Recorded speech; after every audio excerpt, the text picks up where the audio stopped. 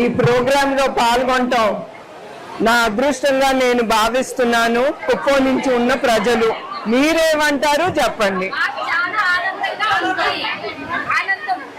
ఆనందం ఎందుకు చెప్పండి?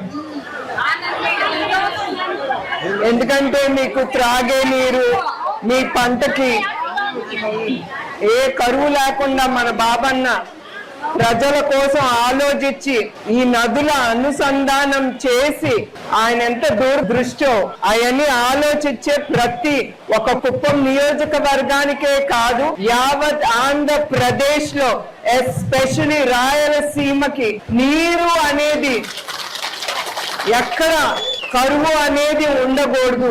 కరువు ఎందుకు వస్తుంది? నీరు లేనప్పుడు. మన అన్నదాతలకి వ్యవసాయం చేయటానికి నీరు అనేది అవసరం. దానికోసం ఆయన ఇంత ఆలోచించి కుప్పంతోనే కాదు యావత్ ఆంధ్రప్రదేశ్ కూడా ఈ నీరు పారేటట్టు ఆయన తప్పకుండా ఆలోచిస్తున్నారు. ముందుకి ఆల్రెడీ తీసుకెళ్తున్నారు, మనం అందరం చూసాం.